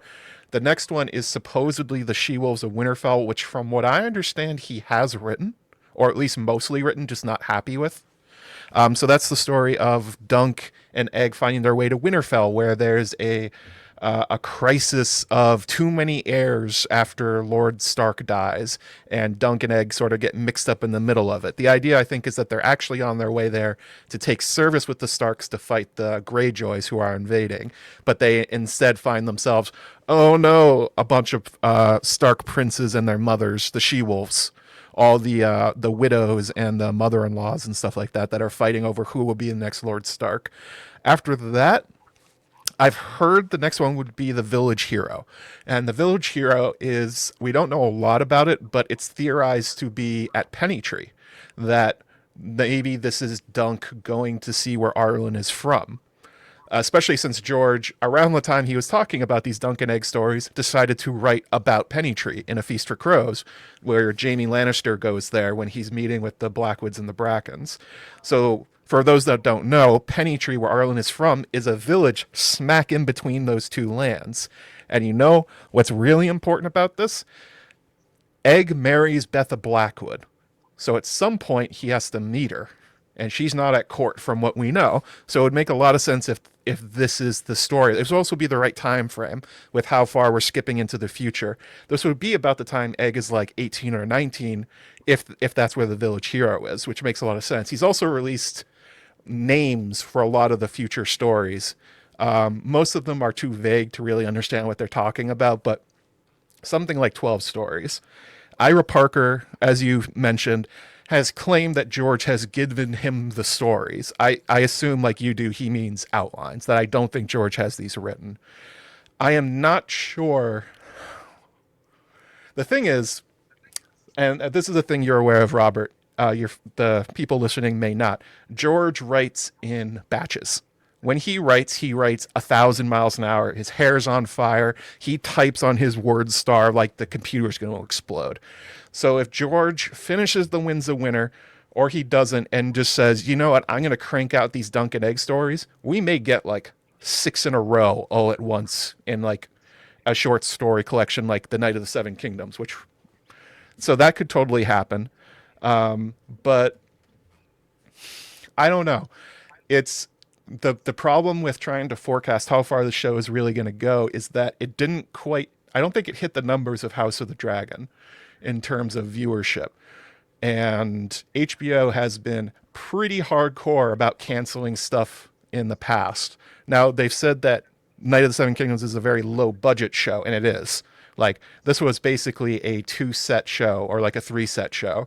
None of the actors were famous ahead of time, which was a problem at the end of Game of Thrones. There's no CGI. There never will be any CGI because there's no dragons.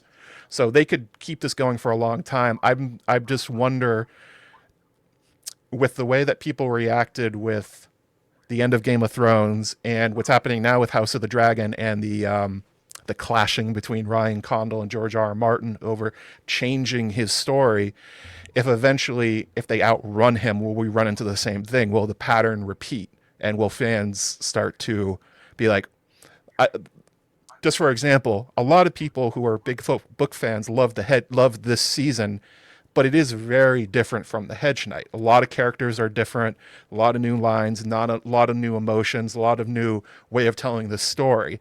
And people were happy because they were all good choices. But if we go far enough in the future, George's line about butterflies flapping their wings and what happens down the line, enough of these things tend to kind of build up. And if George doesn't give them full stories, I question whether they're actually going to make it all the way to Summerhall, especially because 12 seasons is, I think, how many short stories that Ira Parker said he got.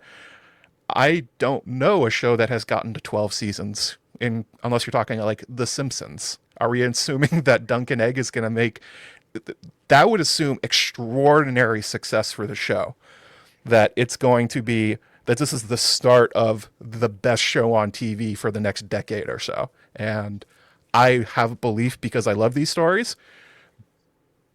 But I would say the smart money would be on maybe they make it to She-Wolves and the Village Hero, and maybe it kind of peters out at that point with no new stories if George doesn't write them. Yeah. So, sorry for the rant. In terms of viewing numbers, I think we've not got the full picture yet, but and I don't know when you're going to be watching this, fair viewer. Maybe you will have by then. My understanding at the moment is that it has held up well. Yeah, it's done pretty good. Is the kind of thing that the companies like, as in it started off well, not the most biggest viewing figures ever, but it started off solidly well. And it didn't trail off. In fact, it probably started to go up. She's episode 4. That's the kind of thing that they like, because that's what happened with Game of Thrones, was that it was word of mouth.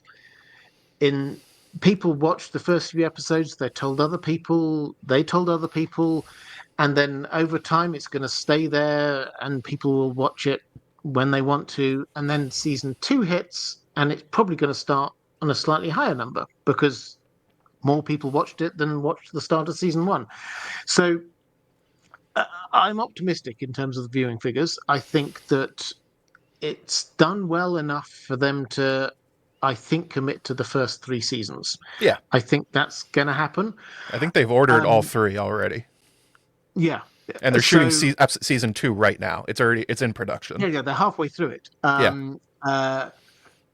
Which, again, by the by, season 2, a plot important thing is that there's a drought going on. And they are filming this in Northern Ireland. And living not too far from Northern Ireland, I can tell you a drought is not what's going on right now. So they will need to do some outdoor filming. I'm going to assume somewhere like Spain. But the idea of them trying to film drought scenes currently in the UK is quite amusing to me. But the actor's age, I think, is an important thing. If they do go all the way through to Summerhall, we mentioned this earlier, Dunk is probably late 60s at that point. So the way that Ira Parker, and I think he was just doing, here's my dream for this, was talking about it, was we'll do 4 seasons now, then we'll wait for 10 years, and then we'll do another 4 seasons, and then we'll wait for another while, and then we'll do another 4 seasons. I agree. That would be perfect. If you can keep the same actors, but they just get a bit older, and so we see Lionel Baratheon in 30 years' time. What's he like? Yeah, that's exactly how I would like it. I don't know whether that's possible, but that would be what would work for me. The other possibility is that they do 3, maybe 4 seasons and then pause and then get different actors for Dunk and Egg. That, to me, feels like an even bigger gamble. Because those 2 actors they've got nailed it. They really, really did. Not just they got that character right, but the dynamic between them was just right. So, in terms of the future, for the TV show, I'm feeling optimistic. If they do the next 2 seasons the same way they did the first.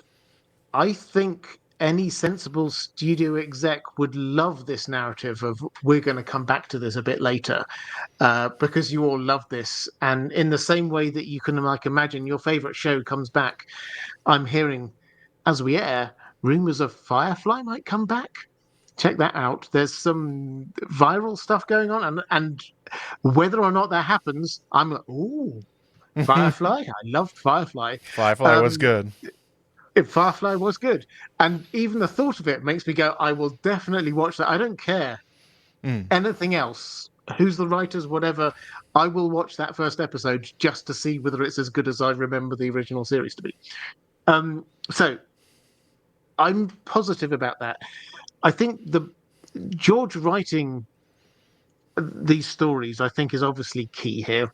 Yeah. I think he has given outlines to Ira Parker, and I think Ira Parker could carry on and do the rest of it without that. But my anyone who's got this deep into the stream um, probably has heard me say this before. George R. Martin said in an interview quite recently, uh, I'm paraphrasing him, but he feels the weight of writing The Winds of Winter. Yeah. And if only he could get away and write some Dunk and Egg, Fire and Blood Part 2, maybe that would free him up and he'd be able to write more Winds of Winter. My personal campaign right now, I have no in to George R. R. Martin. I've said this many times. I wish I could knock on his door and talk to him. I can't. But if I could give him one message, it's like, just write Dunk and Egg. We would love it. The core fandom would adore it. We Yeah. accept the fact you're struggling with The Winds of Winter. If you writing this frees you up to go back to that, great. If you writing this takes up your time and you can't ever finish that, secretly we worry that you won't finish it anyway. We would love this thing you can write. So that's my campaign right now, is that let's free him up to write Dunk and Egg. He could write one a year for the next 4 or 5 years and we would all be happy. Considering the speed he wrote the Hedge Knight at, I think he wrote it. He submitted it midnight on New Year's Eve because that's when it was due for Legends Anthology. He wrote that extraordinarily fast. By all accounts, he wrote Fire and Blood incredibly fast. The World of Ice and Fire was supposed to be, I think, a third of its size, and then he just sort of wrote it all out of nowhere. It just kind of like he's feast or fan with these kind of things. Yeah, and I don't hate me, everybody, but I would prefer to see the end of the Dunk and Egg series than A Song of Ice and Fire. I think going all the way to Summerhall would be personally more gratifying to me. But I get a little nervous when we talk about George getting out outlines to TV productions and then what they do with them. Not because I don't trust Ira Parker, but he also gave outlines to Dan and Dave, and he gave outlines to Ryan Condal. And those relationships have fractured and broken. It seems to go way better when they have finished material to work from and complete material, which has been a lot of the problems with House of the Dragon, that Fire and Blood is actually quite sparse. So Condal and his team has had to invent quite a lot. Although, fun fact, Ira Parker and T. Mickle, who work on Night of the Seven Kingdoms, were part of the House of the Dragon writing staff, so fun stuff there. Of the two stories, I guess, She Will's a Winterfell Village Hero, I would suspect as a Bloodraven fan, you would love to see Pennytree and Raventree Hall and Blackwood Vale a lot more than Winterfell, but I'm not sure, Robert. Which one would you prefer to see next? I think I would. I mean, if you made me choose, Yeah, I'm making you. I You have to would say Village choose. Hero. Then absolutely. We've seen a lot of Winterfell, and as much as I would love to see Young Nan, I think that Young would be Nan a lot of macking with fun. Dunk.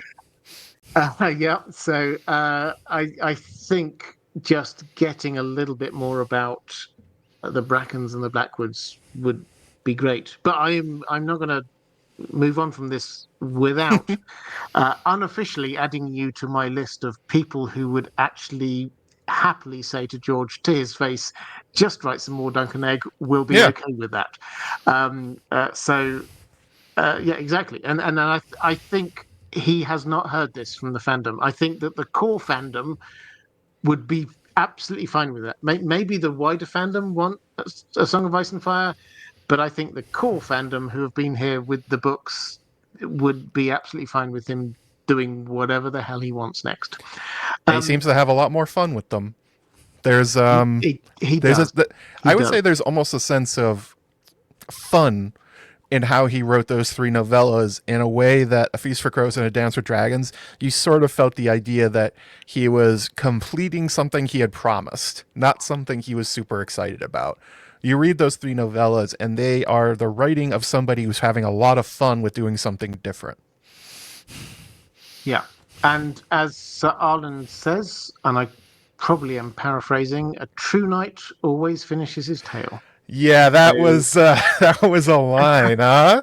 A true a knight little finishes on the his nose. tale. I'm not going to read too much into that. Please, people, don't think I'm reading too much into that in Oh, any way. But that it reminds me of sounds like something. 1 second, uh, Robert. I got one more thing. yeah, So the whole thing about Dunk at the end of the story, or at the end of the season, where he takes the penny off the sword and nails it to the tree, show invention. That's not a thing he does in the books. Arlen's sword does not have a penny in it. And since we know that's a thing that happens in Jamie's A Feast for Crows chapters, that that the pennies are nailed to the tree in the center of town, that makes me wonder, because there's not a lot of she-wolves Stark stuff going on in this season, right? Almost nothing. The Starks may as well not exist as long as what's happening with them. But there's a lot of talk about these curious customs from Pennytree and a lot of information about Arlen. I'm wondering if they're teeing themselves up to skip she-wolves and go straight to the village hero, just to explore Arlen's maybe family and where he's from. yeah, and it actually wouldn't surprise me if we do get another Duncan Egg story from George. The history is that he was writing She Wolves of Winterfell for another collection. I Yeah. forget which one, and then kind of got a bit stuck. We don't know the reasons. He's not come out and told us the reasons, but he didn't finish it. So he clearly kind of got partway into it and stopped. And then after that, he was starting to talk about, oh, yeah, and I've also kind of mapped out the village hero. It wouldn't surprise me if we get the village hero next, because he has, and I'm sure you're as avid a fan as I am of reading his Notta blogs. He did a while ago sort of muse on a Notta blog about Duncan Egg stories and say, oh yeah, maybe I should write one about their time in Dawn, which is intriguing for me because it means, oh, so you're not necessarily writing them in chronological order. Mm, You're okay to skip back and do one you missed. Does that mean you're also okay in skipping forward and doing one slightly further forward than you were planning? I don't know. In my mind, I'd always thought he was just going through their life from beginning to end, but could be. maybe he's going to dot about a bit. I mean, it's the same Who thing with knows? Song of Ice and Fire. People assume the chapters are sequential. They actually are not. They are not chronological. Like, one chapter does not follow the other. Some of them jump back and forth in time within the book, or within, like, A Feast for Crows and A Dance with Dragons are one book that's been split into two. So even within those, like, the timing of how things happen are totally different. So I wouldn't be surprised if he's thought about it. Yeah, absolutely. We could go down that road quite a lot, I think. So, we've been talking for a while, and I said to you, let's try and aim for an hour, Whoops. and we've missed that. So, let's draw this one to a close. Have you any other thoughts on A Knight of the Seven Kingdoms that you think I'm bursting to say this point? Is there anything we've missed? Anything I'm really bursting to say about A Knight of the Seven Kingdoms? Um,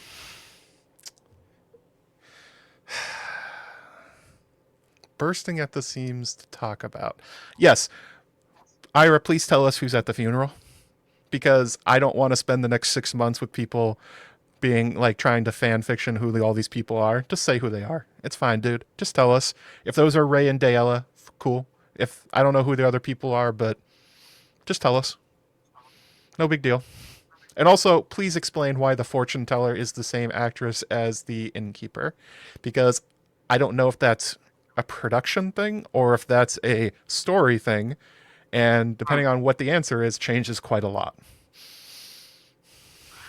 Yes, absolutely. I would agree with both of them. And if I ever do get a chance, I'm not planning to. I I haven't was asked to, listening. but He's if going to I ever do answer. get a chance to talk to Ira Parker, those are two of the questions I would. I mean, I think uh, with the same actress thing, uh, what I said when I was talking about it before, which I think is true, is that very probably this is just one of those things. They got a good actress Yeah. who had a scene, and they said, "Yeah, just stick around. We'll put a big cowl over your face. We'll put some Nobody will makeup on. notice. No one will know. It'll all be okay." That's probably what happened. I think that's what happened too. But maybe, Maybe. maybe there's more to it than that. And the other thing we didn't pick up on that as a possibility is that she was there, the only person who was there in that room with Darren, who we know was A, drunk, and B, gets dragon dreams.